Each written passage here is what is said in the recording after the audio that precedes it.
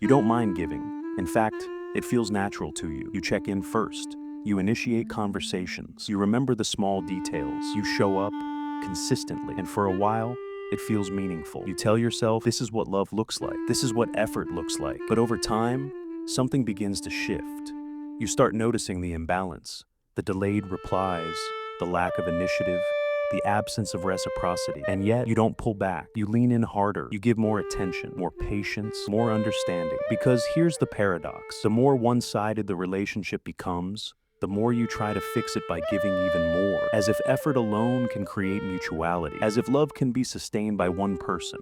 And deep down, there is a quiet fear. If I stop giving, there may be nothing left. One-sided relationships are rarely about the present moment. They are rooted in early relational conditioning. Many individuals who overgive experienced emotional neglect or inconsistency in childhood. Love was not stable. Attention was not guaranteed. So the child adapted.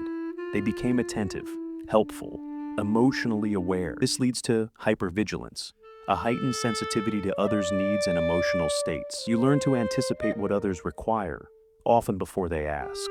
Another critical factor is parentification. In this dynamic, the child becomes the emotional caretaker. You learn that relationships require effort, not just connection. Love becomes something you maintain, not something you receive. This shapes attachment patterns, often leading to anxious attachment. You crave closeness deeply, but you fear losing it, so you compensate. You give more than you receive. You invest more than is reciprocated. Your brain's default mode network reinforces this identity. You see yourself as the one who holds things together, the dependable one, the understanding one.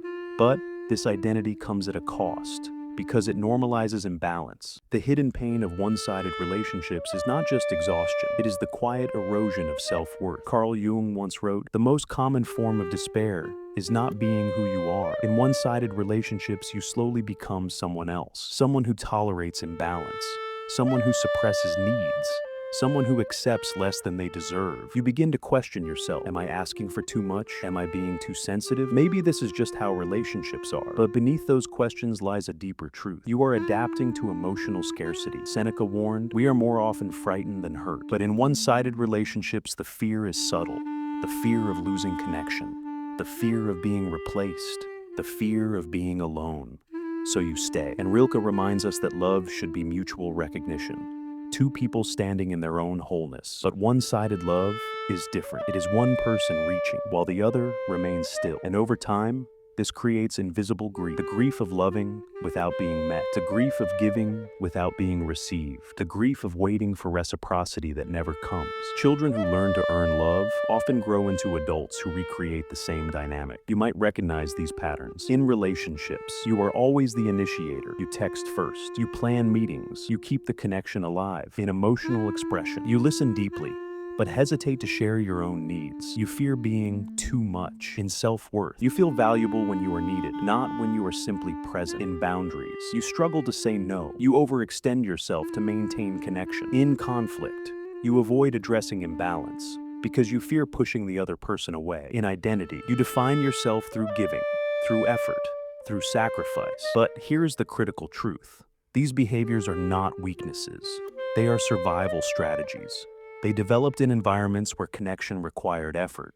But in healthy relationships, effort is mutual. Unlearning begins with recognizing imbalance, not as something to fix, but as something to understand. You begin asking, am I giving from love or from fear? That question changes everything. Healing from one-sided relationships is not about giving less.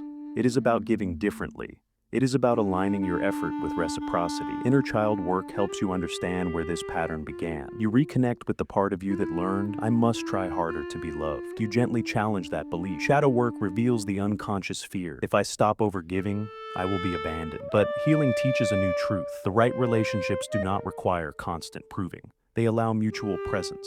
Nervous system regulation is essential because letting go of overgiving feels uncomfortable. It feels like risk. It feels like stepping into uncertainty. But that discomfort is not danger. It is growth. You begin practicing balance. You pause before giving. You observe whether effort is returned. You allow space, not to test others, but to see who naturally steps forward. Carl Jung once said, I am not what happened to me.